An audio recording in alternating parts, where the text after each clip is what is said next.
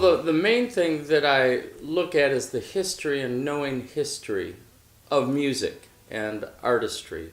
In the mainstream world, which was the music world and that's all they knew, they really listened to the ones that came before them.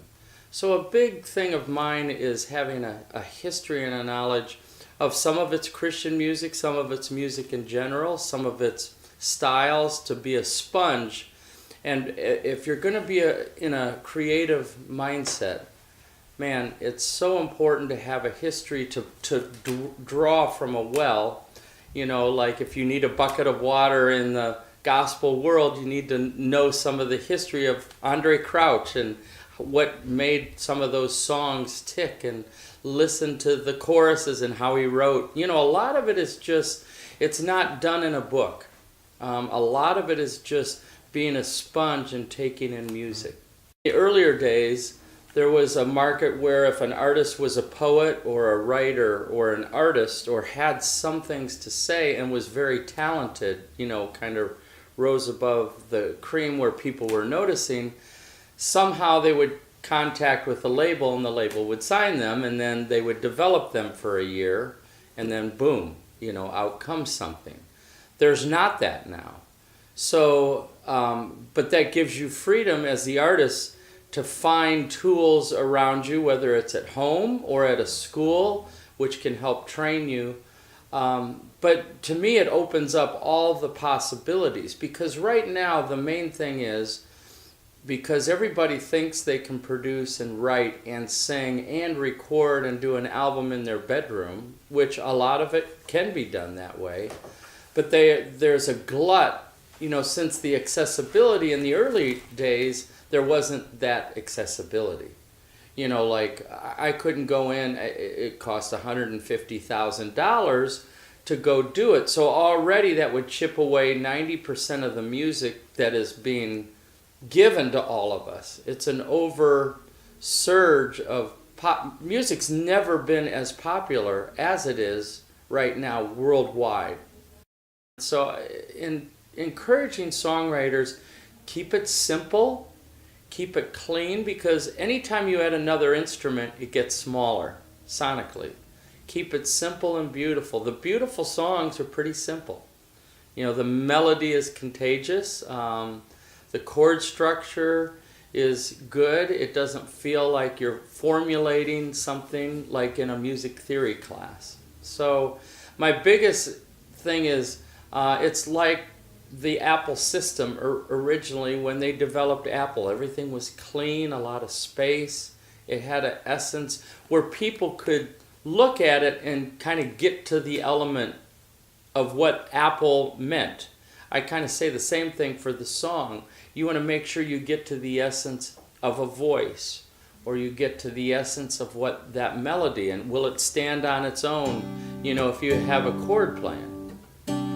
Oh,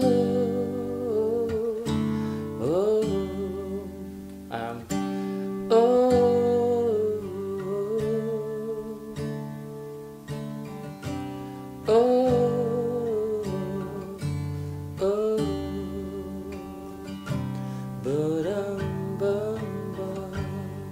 So that's simple. I don't know what that is, but and then if you get a killer singer, because I'm not a killer singer, and they put if a Russ Taff sang that, or in today's age, Danny Gokey sang that, it would be, wow, that is super cool. So it's the essence of a melody that really hits the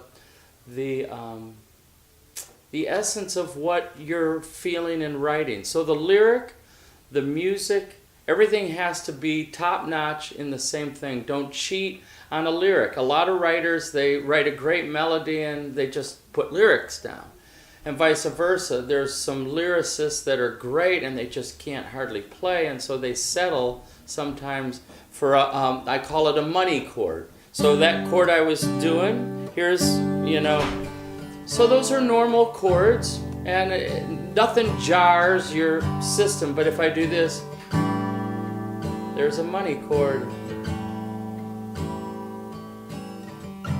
And that just goes to a 2 major instead of a 2 minor. And so that makes a game changer, and you do that one time. I really learned a lot of that from Steely Dan records. One time in the song, they would change one chord somewhere, because you're already hooked on the song, and then you wait 2 minutes and 40 seconds into the song for that one chord, and it does something magical.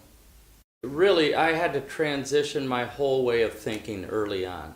Like when we did first Whiteheart albums, and that was back a long time ago, I imitated certain things in the style of music like kids. We all do it. We have influences.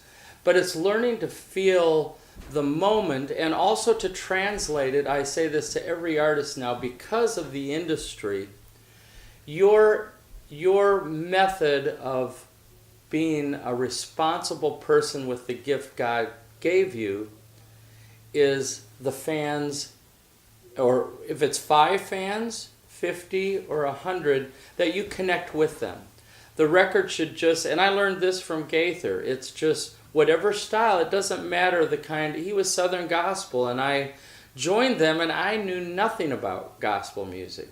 But he showed me how every night he lit up, and he did it because he loved music and was excited about it. He was a salesman, but he doesn't, or never realized it.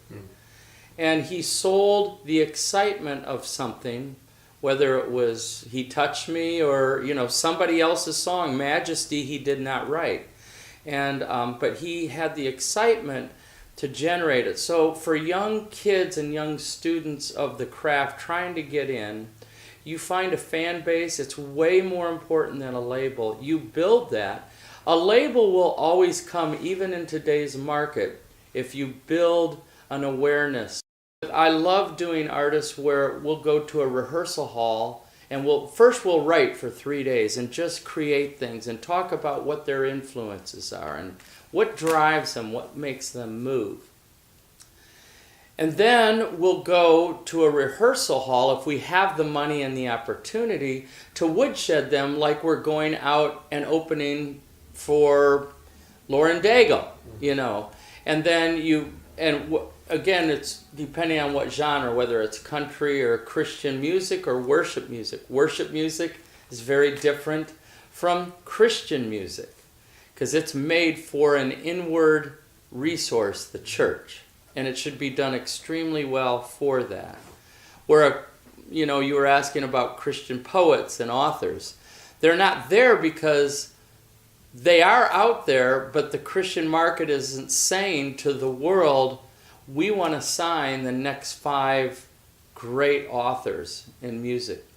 And it's sad, so you have to make your own way and find the resources to really go after it and persevere.